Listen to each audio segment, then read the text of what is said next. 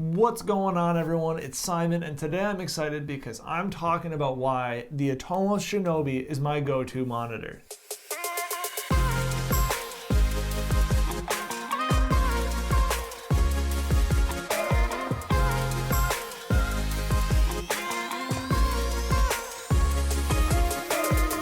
For the longest time, I could not find the perfect monitor for me to use with both the Sony FS5 but also the A7 cameras while I am working overseas. Some of the things that I was looking for in a monitor was I wanted a 5-inch monitor because it was small, lightweight, and compact. I wanted something that was super bright so that way I could see it in some of that hot African sun.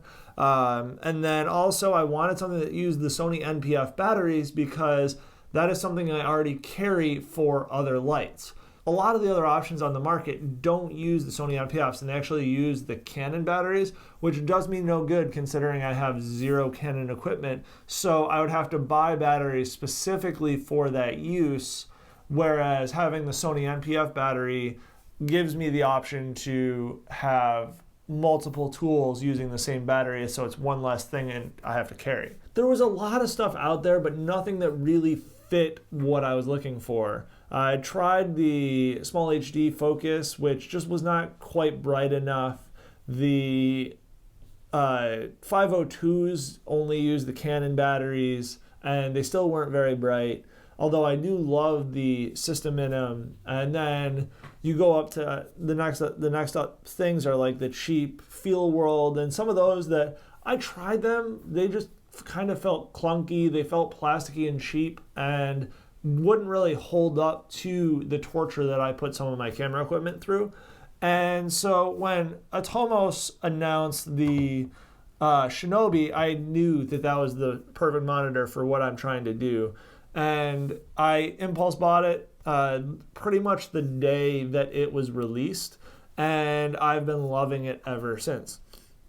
And so what are some of the things about it that I love? Well, first of all, the menu options are fantastic.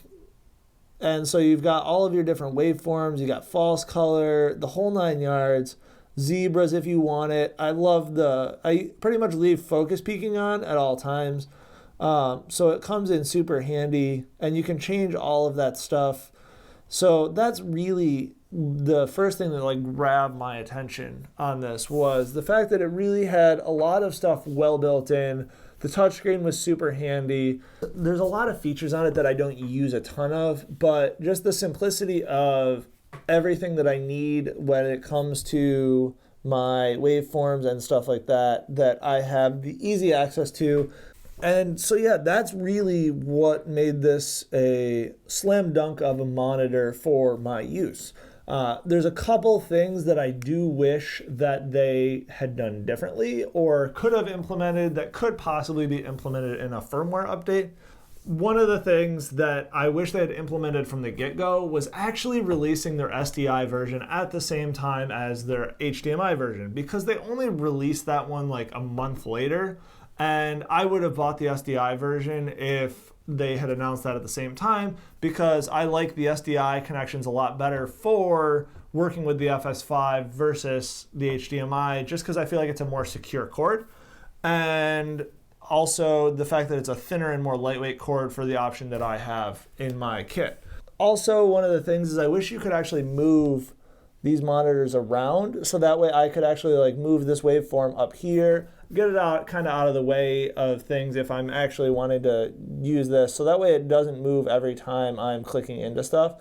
I wish you could kind of just drag and reposition that just so it gets out of your way, or like on the bigger monitors on the Shogun, you can actually pick where you want and how big you want the different waveforms and scopes to be, and I wish you could have some of that implementation on this monitor as well.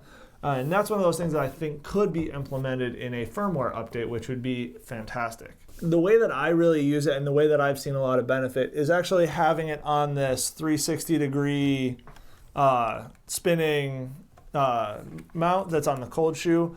I'm probably going to have to figure something else out different, because I'm possibly switching to the Sony multi-channel microphone systems, And so that would take up this hot shoe. But I'm going to be one of those creative types that figures out a way to keep the monitor in this same spot while still having the same functionality.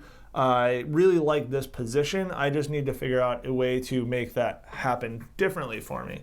The ability to just go over and move things as I'm quickly adapting, because my situations are adapting all the time. That's huge for me. And then again, with one of the things I've mentioned in the FS5 video, which go link up here as to why I use the FS5, I actually keep everything on a quick release plate. That way I can easily break down the camera and pack it up to go if I'm having to bounce between locations to where I do need to break down completely, versus just throwing the camera in the car and calling it a day at that. It gives me a little more flexibility, and then it lets me attach things in different places as needed. That's really what I'm digging about the Shinobi, and what made me think about it, and why it made me pick that over some of the other options that are out on the market. If you guys have any other questions about the Shinobi or monitors or what I'm using when I'm traveling, leave a comment down below. And if not, go check out some of the other videos I've got right over here. And if you're not a subscriber, be sure to hit that subscribe button over here. Have a great week, you guys. I'll see you next time.